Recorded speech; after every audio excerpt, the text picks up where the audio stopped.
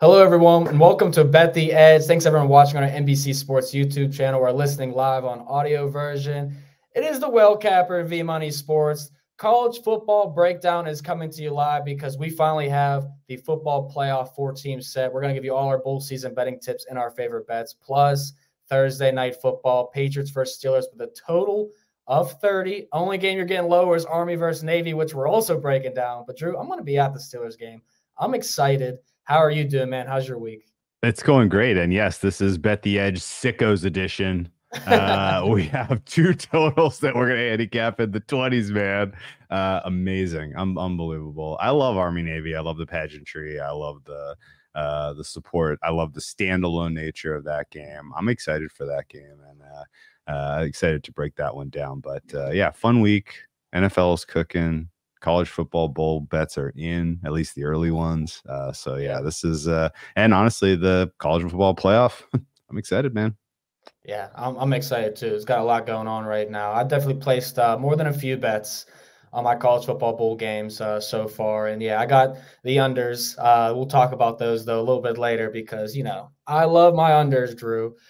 So let's talk about couple bowl tips first. I'm gonna save a story for later in the show when I shout out someone about the Steelers game. Okay, but I want to talk about betting tips because a lot happens in college football bowl season. And you sent a list over before the show started of Clemson. I mean, they had 20-something players out already.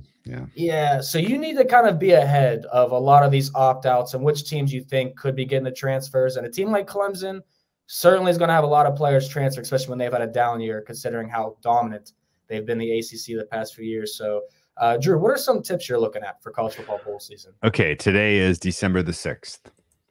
It is. If you think that you have information between now and the game starting, think twice. There is an entire army of people who are beating the bushes, finding out exactly who's going to be available, who are tracking every single transfer portal move, who are tracking where the portal guys are going to be going next year so they can get a jump start on next year's numbers. Like there are no secrets. And if you look at a number for a game and you can't make sense of why, I would dig a little bit and figure out exactly who that matters is not playing, because that is almost certainly behind the move. We are in a bold new era of college football. Like, I have been doing this long enough that I remember back in the day where it was as simple as you match up the rushing offensive efficiency from this team against the rushing offensive defensive efficiency on this team, and the superior matchup is almost always the bet in the bowl, right? Well, any season-long data that you have for any of these teams, probably not that useful because they're new teams. And the further you have between now and the game being played, and the more pedigree that a university has, the more likely that they're going to have 4 or 5-star guys who are stepping into roles who are going to actually potentially surprise to the good. But certainly with these early bowls and with some of the exodus of kind of key players that matter for these teams, and the lack of time to get their replacements up to speed in terms of roles and responsibilities, there are definitely some teams that are probably drawing dead. I would love to be able to sit here and say, after 10 years of doing this, or 15, I don't even remember. First bowl I bet was probably like in 2002 or 2001. So I've been doing this a long time. But I would love to tell you that all those years experience really, have kind of unlocked some keys here. But this is a brave new world. It is a complete new game. We're basically handicapping exhibition football. Like, think of this as NFLX, not like the continuation of a college football season. And I think, in that spirit, you don't have to bet every game.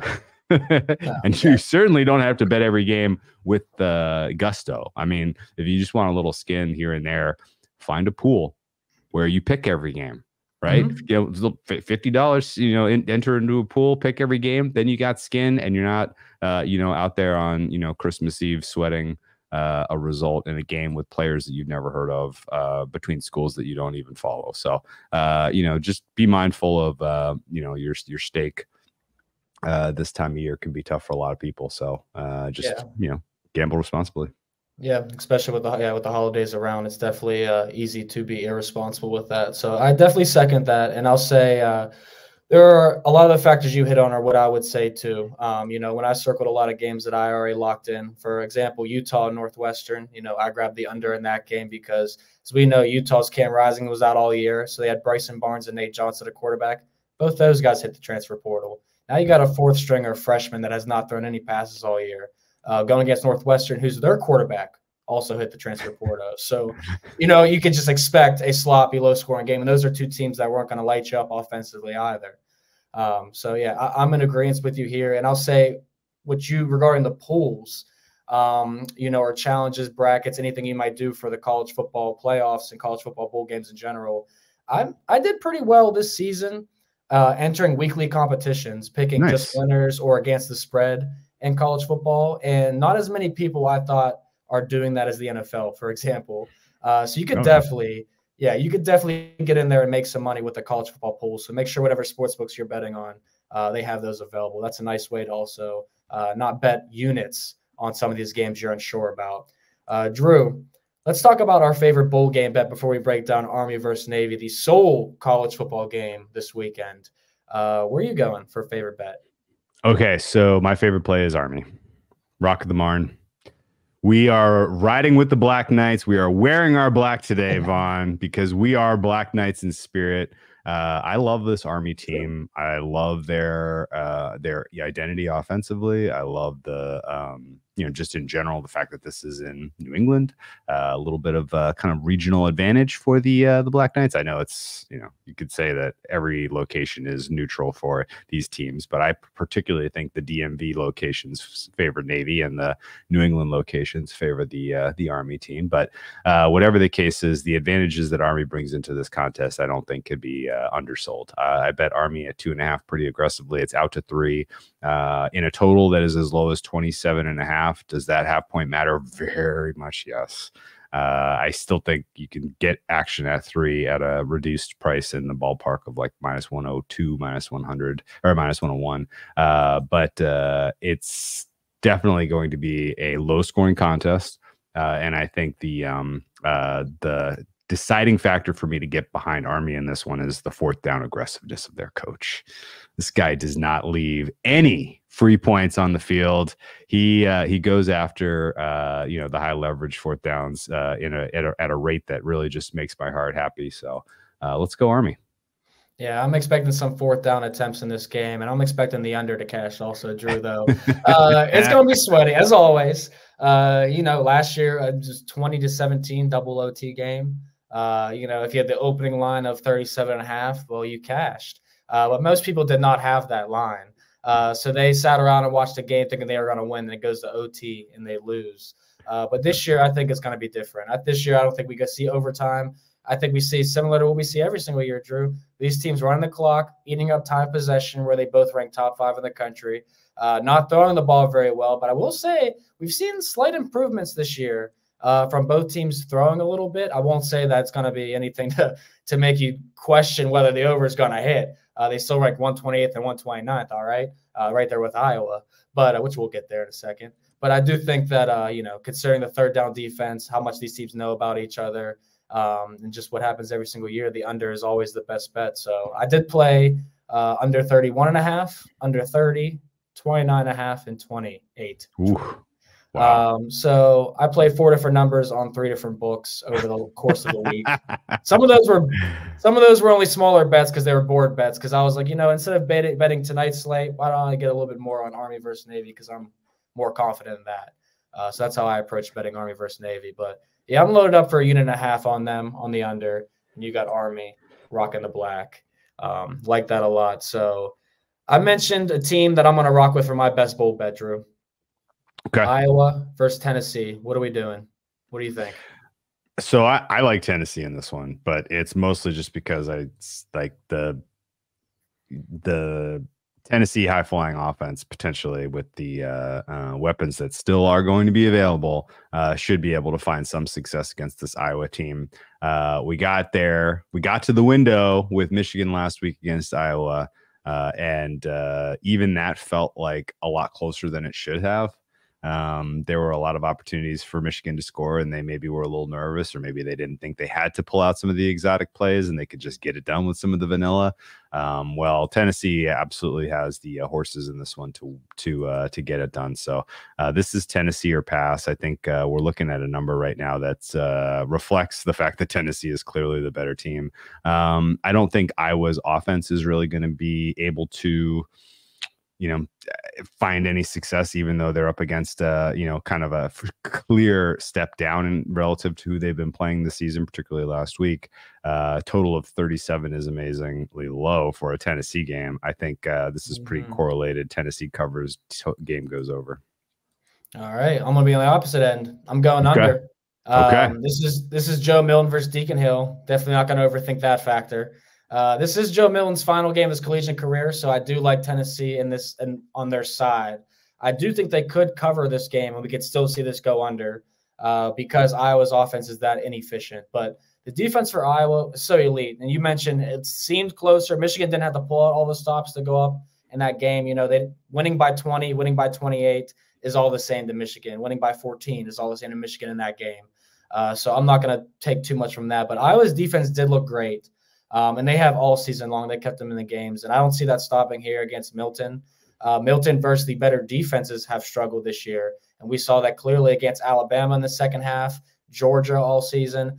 Iowa, I'm not saying they're nearly as good as Alabama or Georgia, but that defense is definitely top 10, top 15 in the country. And I think they proved that against Tennessee. And Tennessee's defense, Drew, has been arguably the best unit for them all year.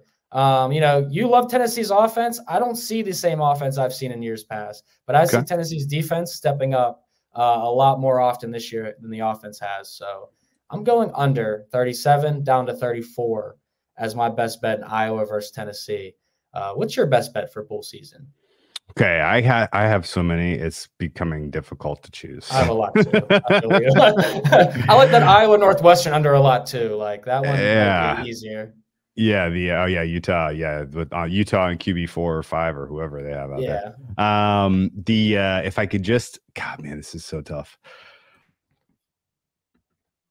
Sorry, I'm gonna go. Here's one that you'll like. Ready? Yes. Just announced. Wyoming coach is going to retire. Oh, beloved by his players. They are taking on a Toledo team without their quarterback. Oh, I love that. Now that's an angle. That's an angle right there. Wyoming Cowboys. Let's go.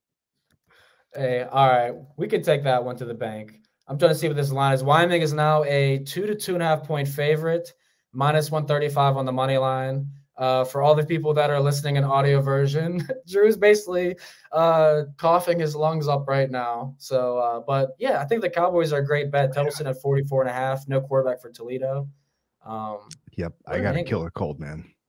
Hey, well, I do hope you feel better, especially before bowl season starts. So you need you feeling right, my friend. But yeah, I like those two. A couple other games I'll quickly hit on here before we get into our next topics. I did play the under in Bowling Green versus Minnesota. Minnesota without their quarterback, Kalakamannis right now, and PJ Fleck is going to be in big trouble with that program having a losing record, getting invited to a bowl game, then losing to a MAC school. That's really not acceptable here. So they're going to place great defense. I lean them on the spread. I played the under 41.5 in Rutgers versus Miami. Tyler Van Dyke hit the transfer portal for Miami. So that is definitely substantial to the Hurricanes offense. But when you talk about Greg Schiano, Mario Cristobal, I think it's going to be a chess match between those two teams. So I like the under a lot there with Gavin Wimsatt returning for Rutgers at quarterback. He's one of the worst 10 Power 5 quarterbacks. And a game I wanted your opinion on, Drew, was Missouri, because we did play Missouri +3. We both liked them then. We wrote about it for NBC, and that was not even 48 hours ago. And now Missouri is 1.5 to 2.5 point favorites. Yeah, I think this is good to 2.5. I wouldn't play it at 3. I think this is basically high motivation game for Missouri. Missouri is good. Yes.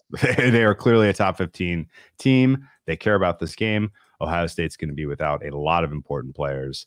And I think ultimately they may be without a coach developing the next round of players, as there are a lot of rumors about Ryan Day potentially moving on from Ohio State. So even though kind of off the top we were talking about, hey, these programs with pedigree, they got 5-star guys ready to step in for 5-star guys. Well, if the coach isn't really keeping, doing the job he needs to do to get them ready for this game, then it doesn't matter. So Missouri for me is a bet out to -2.5. Just real quick, rapid fire through everything else I got. I got Oregon laying the points against Liberty. I think they could score infinity points in that one. I am taking the points with Kentucky. Clemson, for whatever reason, is not really being priced correctly with how many players are going to be unavailable there. I laid the 3 with Arizona. Huge game for the Wildcats in a relatively high motivational spot. I took the 2.5 with Rutgers. I laid the 9.5 with San Jose State. My goodness gracious, this looks like a D2 lineup that Coastal Carolina is trotting out there. Same goes for Georgia State. I took the money line with Utah State. And then lastly, I think the Air Force might get their quarterback back here, and he matters. So Air Force can keep this one close against James Madison. Yeah, James Madison, very unique situation for them too, because they were undefeated, the talk of the talk, had College game day there, and then they lose, and now they're in a bowl game, and it doesn't seem like they're the spot. They don't seem like they're the play in the situation. I will mention my birthday is in 10 days, Drew. December 16th, I'll be 30 years old. I need to have a sweep that Saturday. And one game I was looking at, I didn't know if you or any of your sharps heard an opinion about. I want to ask you. Okay, Texas Tech versus Cal. Here's the thing, because you mentioned a coaching aspect with Wyoming. 2 of Cal's coaches from the past few seasons are on Texas Tech staff, and Cal's O-line coach just got elevated to OC because their OC just left for Baylor. So Texas Tech gets their quarterback back, who they had good success. I just feel like the Red Raiders are probably the right side, and also maybe have a little bit of inside information of what Kyle likes to do in general. I dig that. That makes sense to me. I would, in general, pass on that type of game where you have such a solid 3, and there's really there's no clear, market indication that there's some layer there. But is that the only one that you need to sweep? Everyone else you got figured out already? No. That's just you got the rest of them nailed. You got the other ones nailed. Okay. Well, yeah, I got a couple of them, but I'm gonna save them. The thing is, none of those games are moving. Like those, the games on my birthday. We got like Boise State, Fresno State, like these type of teams. No one's gonna be like, I must play Boise State. They minus this number, 2 weeks in advance. Now with teams like Michigan and Alabama, or Texas, Washington, which we're gonna get to. Playing those numbers, maybe, when those open, that was profitable. But as you just said, Texas Tech -3, that number is not moving until, very solid, maybe a day or two before. Maybe. So, I'm not in a rush to play it, but I definitely wanted your opinion on it. And next week, when we hop on here, we'll cover those Saturday games because I'll certainly have you guys covered here. But I do want to let everyone know it's the holiday season. December is here. You can get, as a fantasy fan, and all of us, when you get your Roto World Draft Guide bundle, all of our expert analytics, their player insights, and season-long tools, you get all 3 of our draft guides for one low price. You go to NBCSports.com/holiday bundle and use code HOLIDAY23 at checkout. You get 25% off and a $10 Fanatics gift card, which you could use on some swag for the college football playoff, which we're going to cover now. And you know what I need for the college football playoff? Rumor has it, V-Money might be in Pasadena for Michigan versus Alabama. Ooh. And I'll need my $10 gift card to give me some Michigan swag. Probably not a beanie because it's probably going to be warm. I'll tell you what, I'm not going to use – I'll use my Fanatics credit to go after some of that Army swag. Man, those Army uniforms are so clean. Absolutely love them. But that's you ever been to the Rose Bowl? I have not. I've never been to any stadium in California except the Giants. Yeah. By the big old glove in the outfield when I was a kid. You know what they say? What do they say? It's the granddaddy of them all. But the real kind of tip I can give you, and I don't want to blow this out. I don't want to talk it up and then have it not come through. I'll feel bad if I jinx it, but it's such a long streak now that it's probably just good. January 1st is usually one of the most awesome days in California weather-wise. It is just usually just beautiful sun. I know there was rain last year for the Rose Bowl, but like, that whole weekend was just, just spectacular. And it's been dry so far in December, so it's probably going to be another one of those all-time California winter days. So you have that to look forward to.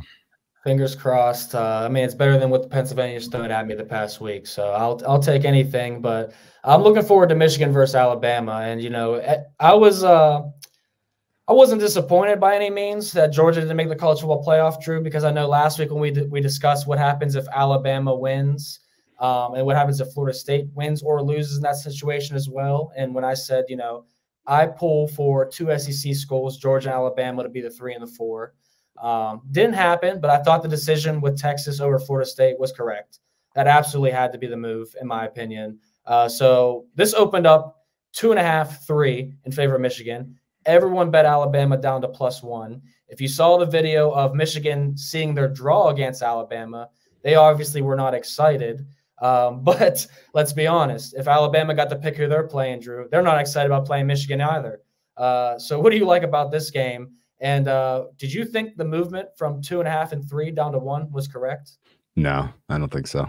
Great. I think it should be 3. And I think it's going to get back to 3. That was a little bit of maybe people trying to capture some middle, maybe expecting that there was going to be some surprise with Michigan, maybe expecting that Harbaugh would get some interviews, leave Michigan for, an NFL job, something like that. Like, it felt speculative, as opposed to coming from someone who is like a world-class sharp. There are going to be basically bottomless limits on this for a while between now and when we get there. Let's talk really quick about a normal college football market. Normally lines go up on what, Saturday night, Sunday morning, something like that. And they get nibbled. They get nibbled. And then the releases start to come out on Monday, Tuesday, and then the limits go up and that bigger fish come in and play. Those people that are betting into those accounts and the people with massive liquidity to bet college football, they're not dying to tie up that liquidity between now and this game being played. Like, there are lots of reasons to just sit on your opinion and wait for the market to mature, wait for the time to pass, because you can put that work, you can put that money to work betting player props in the NFL, betting college basketball sides. Like, there's a lot of other ways, if you're that type of a player that's high volume, that you can exercise that money instead of just locking it in your opinion on Alabama, Michigan. My expectation is, as this gets closer, the Michigan money is going to show, and I think it's going to take it back to 3. I think if you want Michigan under 3, you're going to have to time it correctly. Mm-hmm. Yeah, I've already played this. Okay. I played. I was watching it come down because when they opened up at I think it was -140 on the money line, -150 range. I thought, man, I don't want to have to play 2 units on Michigan's money line again when I could just take a spread. But it's a situation I'm in. Then I see it drop down to 130, then 125, and then 115. And once it's 115, I said, there's no way this is touching -110 and being a pick'em. You're talking about the number 1 team in the college football playoffs. So I took Michigan at -115, -118. I think it's going to, like you said, go back out to 3. If not, it will touch 2.5, and they'll, bait the people back into betting both sides here and try and hedge it out. But honestly, I have much more faith in Michigan's defense and J.J. McCarthy, Roman Wilson, Blake Corum than I do in Alabama, Jalen Milroe, and that defense. Jalen Milroe has been phenomenal when he has to throw 30, 40-plus yards. When it's 15 or less, he's not anything special. And I hate to say something like that, but he is a good SEC quarterback, but he is nothing to brag about. So I think Michigan will feast on them. And people keep saying Alabama will be able to score 30-plus on Michigan. I don't think anyone's scoring on 30-plus on Michigan all year, Drew. Yeah, that's fair. I can acknowledge the Alabama coming into the home stretch hotter than they were at the beginning of the season. I can acknowledge that defeating Georgia was impressive. But this is also a team that almost lost to Auburn. So they almost lost a lot of games, and they blew the fourth quarter to Texas. Yeah. Alabama has had some very hardships this year, and I don't know. I mean, the win against Georgia, I said it on our Saturday show, and it, probably looking back on it now, you know, it was dumb because I was wrong. It may not have been dumb, but I was wrong. And I said this Alabama-Georgia situation doesn't feel like 2021, whenever Yeah. Alabama's back was absolutely against the wall, and you felt like Alabama wasn't even going to be in this. But, you know, yeah, do give the kudos to them. They beat Georgia, and that was Yeah. not easy to do, No. 29-1. No. But, I yeah. also want to add last year, like people are probably going to make a case against Michigan as much as they're going to make a case for Alabama because Michigan was so underwhelming against TCU last year. Yeah, I mean, I 52 throw points that out. allowed. And Throw you that cheat. out. Yeah, me too. Totally different team in defense. Jim Harbaugh too. Like, I feel like this is the best chance he'll have to win a college football championship. And the fact that everyone's calling them cheaters is only going to fuel the fire. I mean, I absolutely love it. Yeah. I mean, honestly, like if you were to tell me there was going to be a shock and that Michigan was going to look past their opponent again, if it was FSU, maybe, but not Alabama. Oh, like yeah, absolutely. there's not any real likelihood that there's a motivational low that they're looking ahead to the final. And I guess I don't know. Do you have a general sense that this is basically the championship? I mean, yeah. This could have been the championship, and I mean, well, Ohio State and Georgia last year felt like the championship, right? Surely, Yeah, absolutely was. It was so, honestly. Yeah, it was. So yeah, I feel like this is the situation we'll be too. And that's not disrespect to Texas or Washington, because I thought Texas, you know, they deserved to be in. Whether I said Georgia should have been over them, that was my opinion. But you know, in Washington themselves, they have been creeping on death's doorstep for like 9 straight games. Yeah. You know, the Reaper's coming. The Reaper's coming, Washington. They might be in the form of a longhorn. I think it's not going to be until the national title game, though. It's just my feeling. With me, because after I lost on Oregon, I want Penix versus Michigan, and I want that all my money back. Speaking of Washington, though, and Penix, they are 4-point underdogs, Drew. Total sitting at 64.5 against Texas. I did play the over 63.5 at opening because I figured this will touch somewhere between 65 and 67. So only 1 point of closing line value so far. I expect to get more, though. Do you think that is the right side of this game? I think Texas is very enticing as a 4-point favorite, but I think as a seasoned bettor, you and I, we know a 4-point favorite line is probably the worst line to lay in football. Yeah, I mean, the modal outcome is Texas wins by 3. So you're not, the most likely thing to happen is you're not going to cover. So yeah, I think the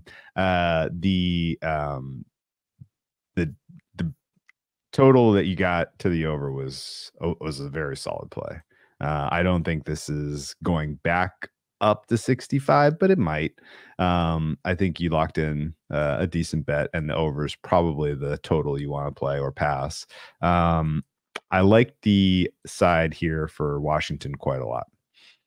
One of the kind of unspoken parts about the Washington-Oregon market last week was there was a lot of cloak and dagger, a lot of whispers, a lot of concerns about Michael Penix's health.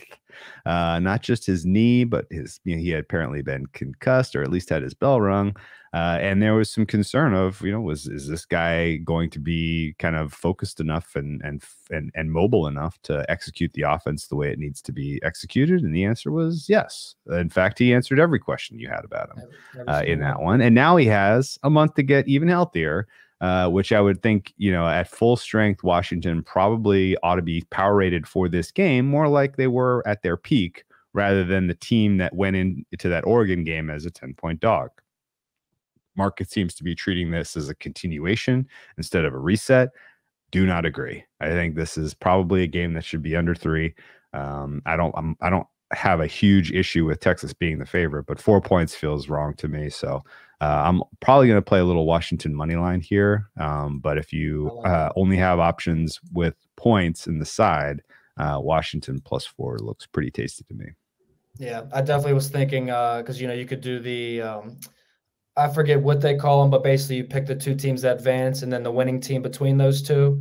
The performance doubles or whatever they would be called in game form. But I definitely thought I was going to go Michigan, Washington, then Michigan as my route to the college football championship. So I do like what you're putting down, Drew. I'm with you there. The only reason why I got a little nervous of playing the Huskies here is because it could be a little overreaction play for myself, knowing how I am as a gambler, seeing just losing on Oregon like that, and then running to the window on Washington first chance I get in the next game. Yeah, not always the healthiest chase mentality for bettors, but yeah, I mean, if I would have knew Oregon opened as 3 in Vegas, and then by the time DraftKings, FanDuel, BetMGM, PointsBet, all these places open them around 6, 7, and then moved it to 10, I probably would not have played Oregon first half last week. So I do apologize to our viewers and whoever bet with me, because I was pretty annoyed watching that game. But it's all good, man. We swept up on Saturday, so it's all good. We did sweep up on Saturday just because we keep on betting Michigan, baby.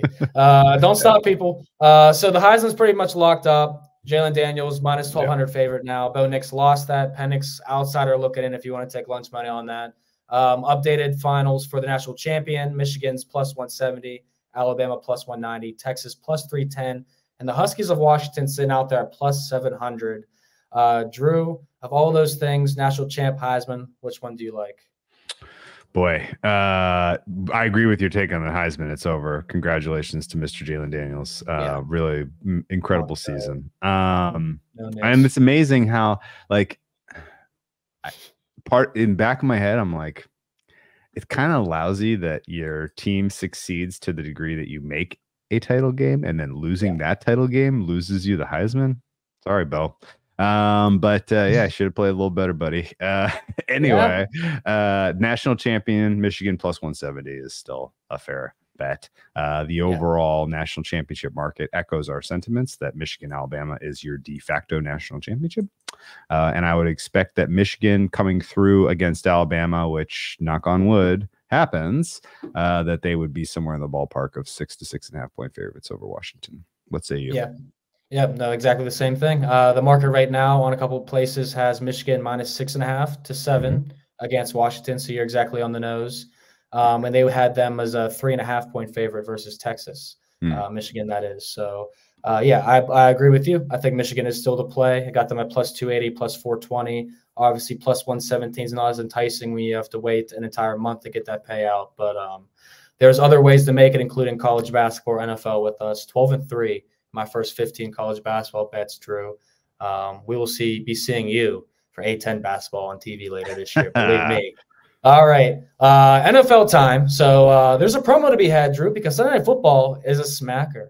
This Sunday night, it's a huge matchup between MVP candidates and Super Bowl contenders when Jalen Hurts and the Eagles travel to Dallas for a battle with Dak Prescott and the Cowboys. Coverage begins at 7 p.m. Eastern, only on NBC and Peacock.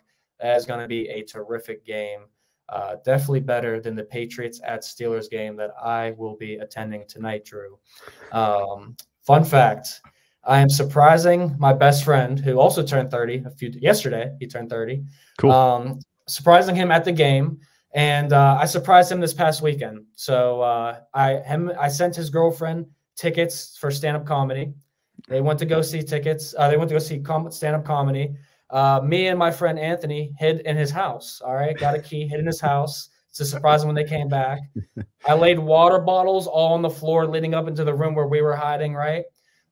So he walks in and freaks out instantly because he's like, what are these water bottles doing on my floor? These are not my water bottles, all this stuff.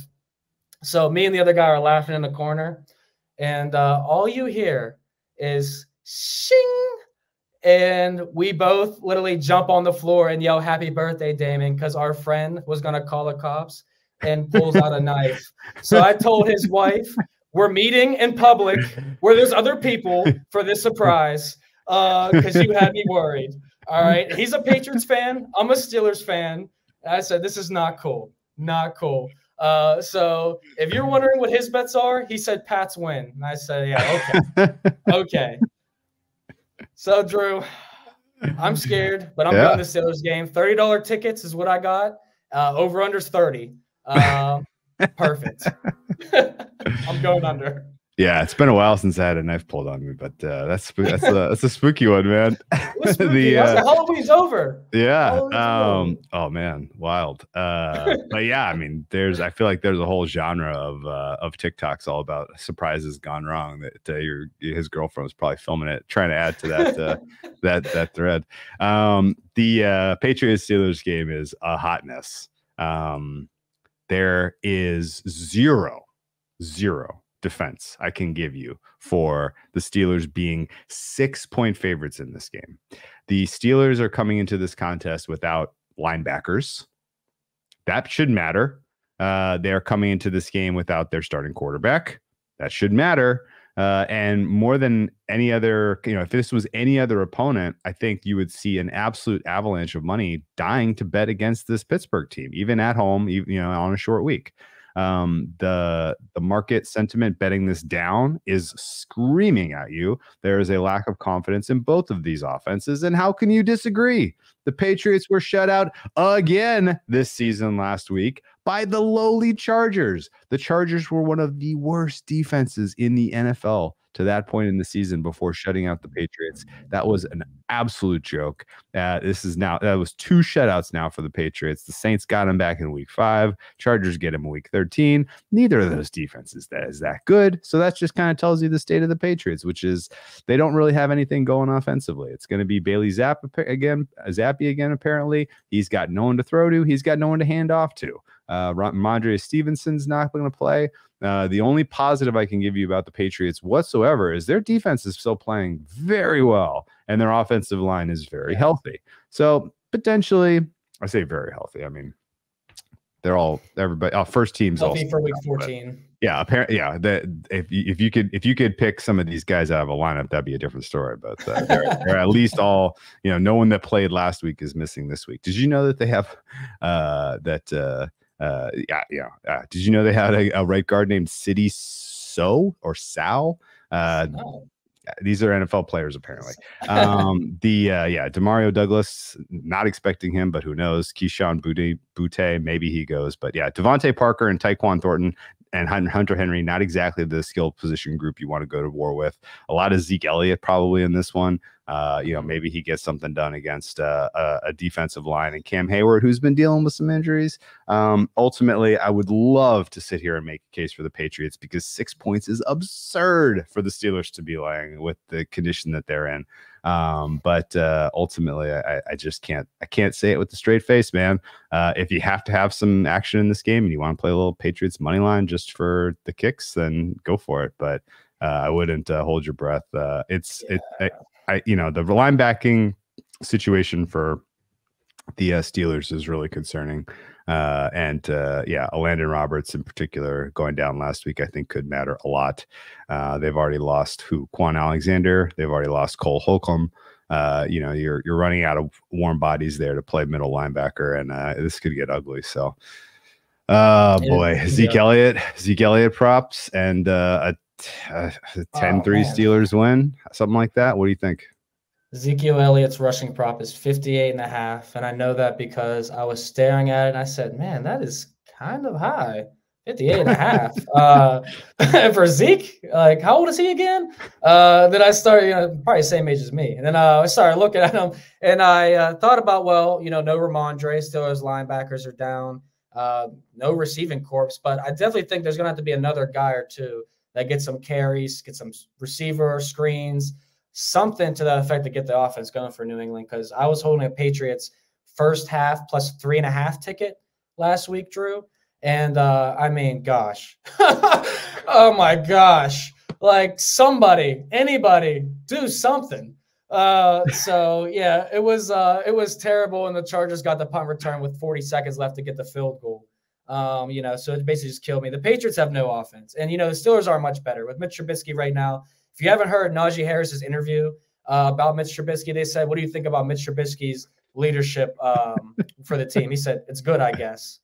Well, what do you think is going to do to the team moving forward? We'll be good, I guess. They should have just asked him, what do you do on a test when you don't know the answer, Najee? I guess. This team has no faith in Mitch Trubisky. The under is the best play here. I wouldn't talk you off the Patriots +6 because Mike Tomlin, Drew, is 0-9 against the spread when he's laying 3 or more points in the last 9 instances. But you do know you're a trend guy. The Patriots 2-10 ATS this year. Scary, my guy.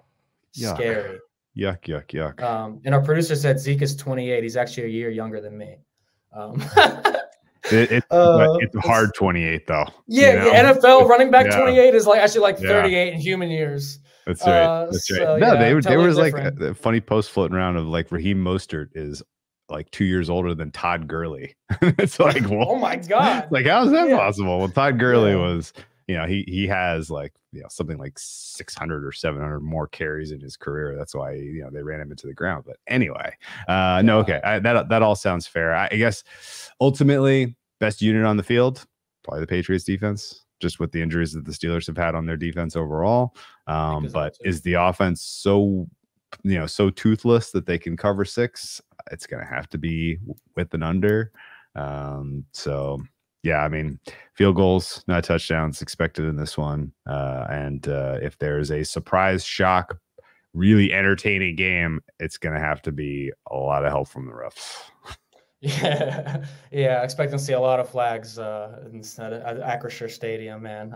But it's going to be a good one. Bailey Zapp, here's your advice, man. You see TJ Watt, just get on the ground. Don't even try anything. It's going to be one of those type of nights for you, my guy. But no, it's going to be a great game. And this is the lowest total in the NFL since 2004.